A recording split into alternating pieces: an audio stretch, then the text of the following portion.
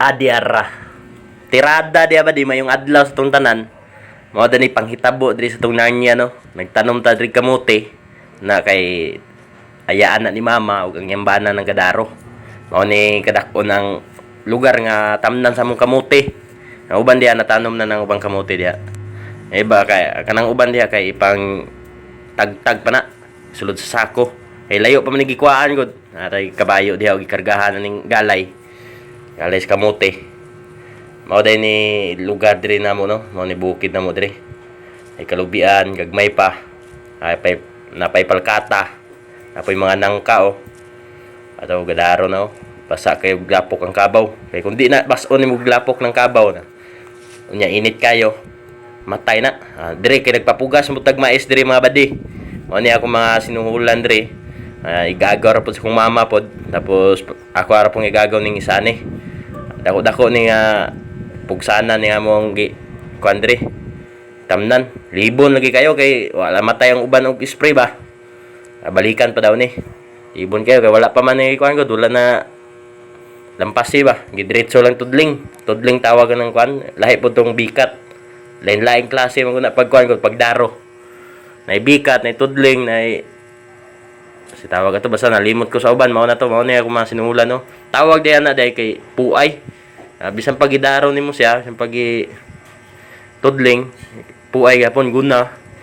Ug kuan ra gamit sugong kana, sugong nang tawag ng naskilid. Nindot man gud siya kung puayon ba di kay dili siya makutkot sa mga amigas kay tago man gud siya gud kay kung imong tiilon ra paggamit, dali kay makuykoy sa mga amigas tapos kanang mga langgam. Langgam kung sa Tagalog pa ba, ibon ba? Pasensya na sa lahat ng mga Tagalog no na hindi kayo nakaintindi kasi mahirap talaga magtagalog. Oy, ito naman pinsan to ni mama nagdaro siya. Yan yung kalabaw niya. Ano? Putik na putik yung kalabaw niya sa likod kasi pag hindi yan nilagyan ng putik, mainit kasi sa likod ng kalabaw. Mamatay yung ano niya, baga ba? Ano sa demo? Yan yung ganap natin no. Ano natin? Sa Narnia natin. Ayun yung mga ano yung talahiban na yan dating maisan niyo namin yung 2019, 2018. Ngayon wala na talaga. Siyempre, wala na tayong papa. Ganyan yung pag-araro sa amin. Mano-mano lang talaga no. Wala na kasing makina dito sa amin, wala mga machinery. Kailangan talaga mano-mano. Hindi ko na sana yan ipaararo. Kaso lang ano kasi malibon kasi. Kaya gusto ko sana palagdas na lang. Sabi nila hindi pwede, kailangan talaga araruhin ba, daruhin. Ay nako. Dito ba din almusal muna kami lahat ba di? Ito yung mga pinsan ni mama at saka pamangkin niya. Ayan yung lula ko. Wala na. Luoy na kay na ang lula oh. Ayan yung ano namin, pagkain namin oh. Mais, yellow corn. May ano naman din, may mais na puti. May mais na yelo ba, yelo. Ayan yung mga ano natin yan, mga body natin. Mga sinuhulan natin ba? Ayan oh. Si Budo, si Christian, Chansan, Dungkol, Butoy, kuya kay mga ngalan na pag sa video di oh. Diri ba di kay balik na naman tayo dito sa pagtanim ng mga mais no. Ito pala yung kabuuang area namin dito ba di. Ayan, ito makita yung sa kabila yung dati na may maisan. Tapos yung mga talahiban na yan dati namin yung maisan yung buhay pa yung papa ko. Ganyan yung ano pagtanim ng mais, yung tawag namin diyan, guna, tapos yung sa gilid, sugong. Sugong, iwan ko lang anong Tagalog diyan sa sugong. Ito naman sa kalabaw, ano. Yan, sobrang talahiban talaga yung ano pagtaniman ng mais. Pero ano na yan siya? Papatay na yung mga kuan na yan, damo na yan. Mamatay na yan, paingon ba? Na-sprayhan na kasi yan. Na-sprayhan yung pampatay ng damo. Wala tayong magawa kasi pag hindi tayo mag-spray, kawawa din yung mais natin. Ito naman si Uncle dito, yung ginagawa dito, naglubok, kuan, balaan ni. Pangpasaw, nagbaboy ba? Ano yung anak dari okay. Oh, ay, wala na nang huyab, nagigutom na siya. Dire kay hapit na may mahuman dire. Kunting tiis na lang matatapos na din yung pagtanim natin ng mais. Maliit lang kasi ito na area.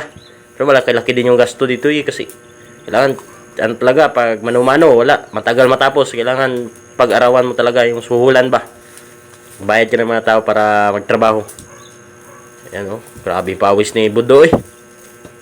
Si kuan nito, balot na balot sa kan ba, init man gudri. Libon kayo, grabe yung kuan ba, yung damo. Sobrang libon.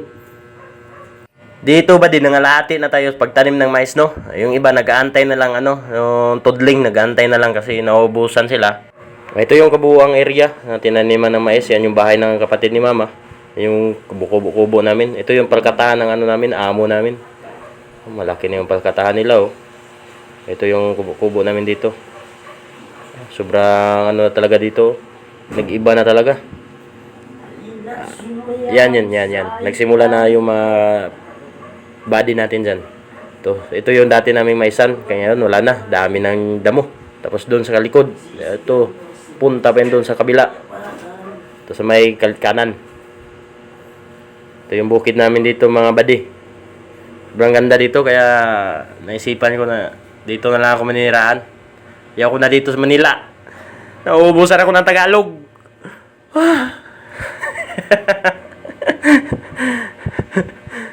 Ayan, simula na si Budo nang nagdaro na siya.